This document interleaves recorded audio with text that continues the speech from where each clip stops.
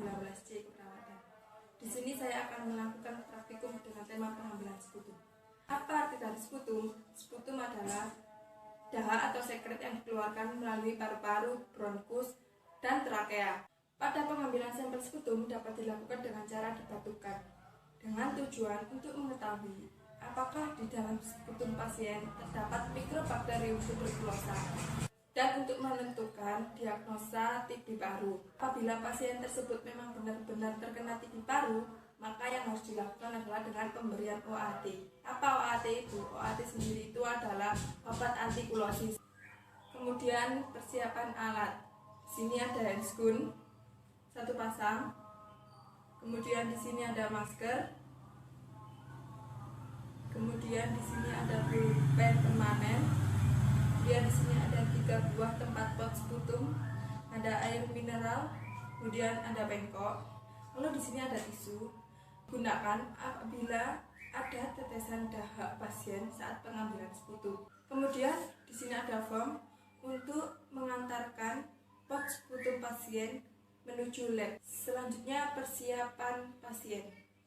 Perawat harus menjelaskan apa itu sputum agar pasien benar-benar mengeluarkan sputum, bukan air liur, darah, ataupun campuran dari antara air liur dan darah. Kemudian perawat juga harus menjelaskan cara mengeluarkan sputum. Persiapan lingkungan. Pastikan lingkungan tersebut nyaman dan aman untuk pasien. Selanjutnya persiapan perawat. Perawat harus mengkaji tanda-tanda vital pasien. Selanjutnya, perawat juga harus mengkaji adanya suara stridor pada pasien dan adanya sekret yang menyumbat jalan pernafasan.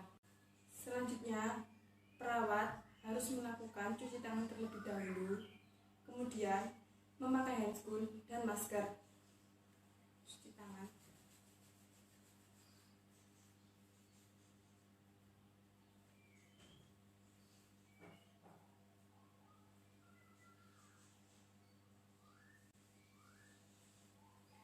Kemudian kita pakai handscoon.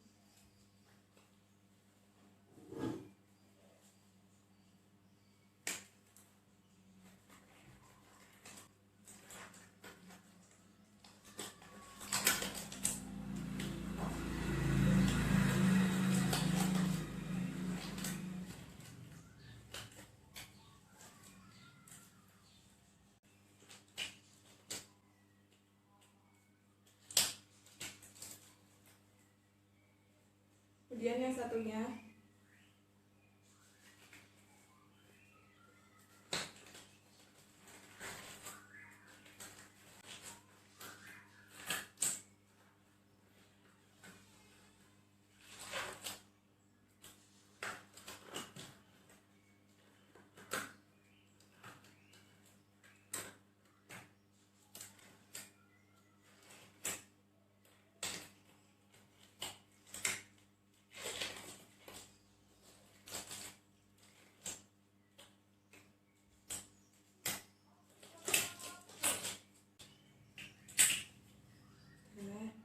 kemudian kita memakai masker.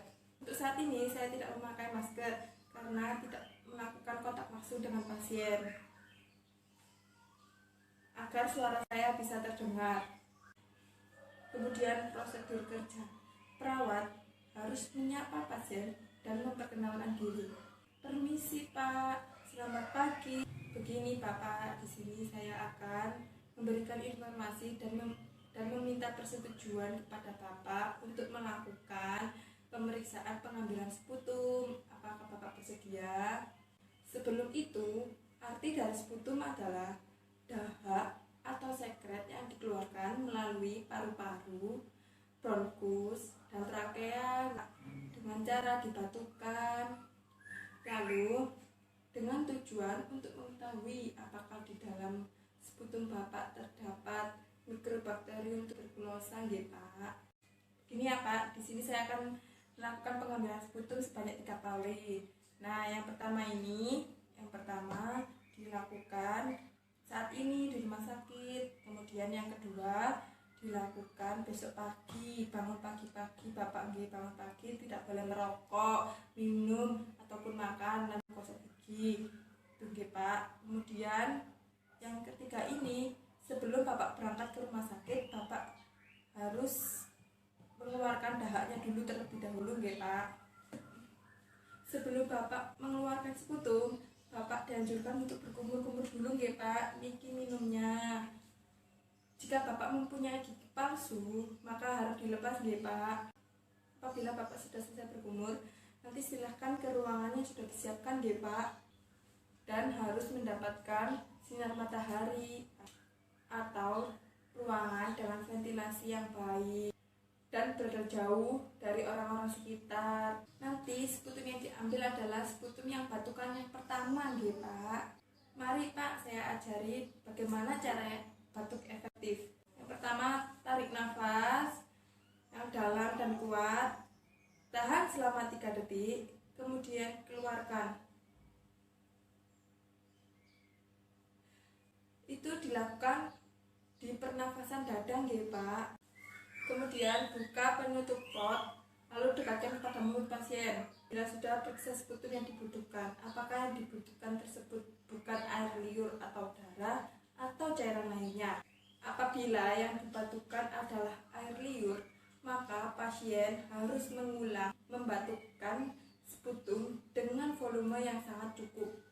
Sebaiknya pilih sputum yang memiliki unsur-unsur khusus seperti butiran keju atau unsur-unsur lainnya. Kemudian segera tutup pot sputum, lalu beri nomor 1 seperti ini. Sudah selesai ya Pak? Baik, kalau begitu Bapak silahkan untuk pulang dan membawa 2 buah pot sputum ini nggih Pak. Nanti saya beri nomor 2, kemudian yang nomor 3 ini ya Pak. Jika nanti Bapak akan mengeluarkan sputum di rumah itu tidak bisa keluar, maka dengan cara Bapak harus olahraga ringan ya Pak. Kemudian tarik nafas seperti yang saya ajarkan tadi. Apabila nanti dengan cara olahraga ringan itu tidak bisa, maka Bapak harus dianjurkan minum teh manis atau obat gliseril atau dengan tablet gigi nggih Pak. Apabila nanti Bapak merasa batuk, maka ditahan dulu nggih Pak selama 3 detik kurang lebih nggih Pak. Nanti kalau sudah langsung dibatukkan nggih Pak, seperti itu. Oh iya Bapak, mengumpulkan sputum kedua ini setelah bangun tidur keesokan harinya. Lalu sebelum berangkat ke sini, Bapak mau ke sini ini ya, bawa ke sini ya Pak. Nanti pada malam hari Bapak minum air putih secukupnya ya Pak. Pada saat sebelum tidur ya Pak. Jelas nggih Pak? Apa ada yang bisa ditanyakan Pak? Oh baik, kalau begitu makasih Bapak. Lalu setelah itu pot penampung sputum diletakkan di tempat khusus yang telah ditentukan dengan dilengkapi data-data pasien seperti nama pasien, umur pasien, nomor register pasien, lalu siap dikirimkan ke ruang laboratorium. Kita harus mengulang pengambilan sputum apabila spesimen itu jelas-jelas air liur.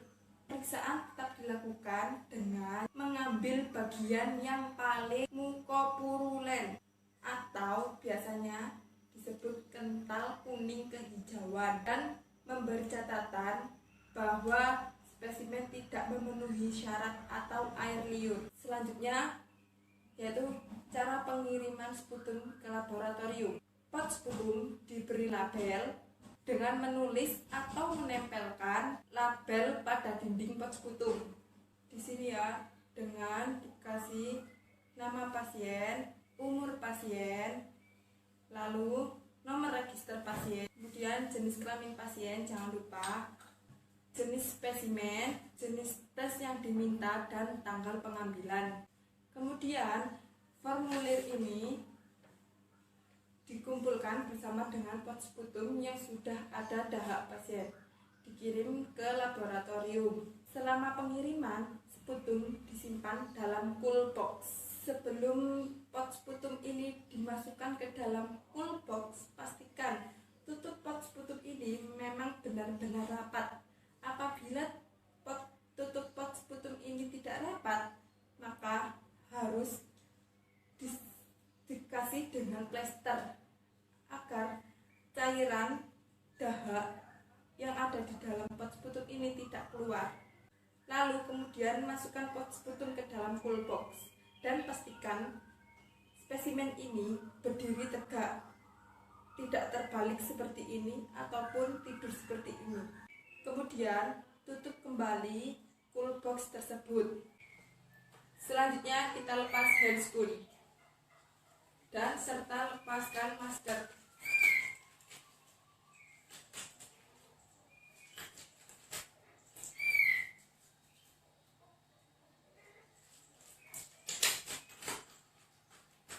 Lalu buang handscoon ke dalam tempat yang sudah disediakan dan kita cuci tangan.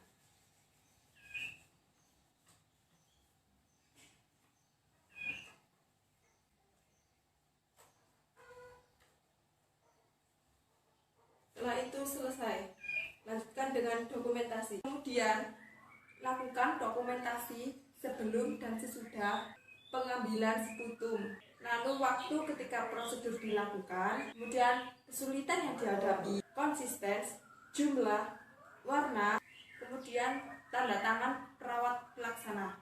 Sekian praktikum dari saya, kurang lebihnya mohon maaf. Saya akhiri. Wassalamualaikum warahmatullahi wabarakatuh.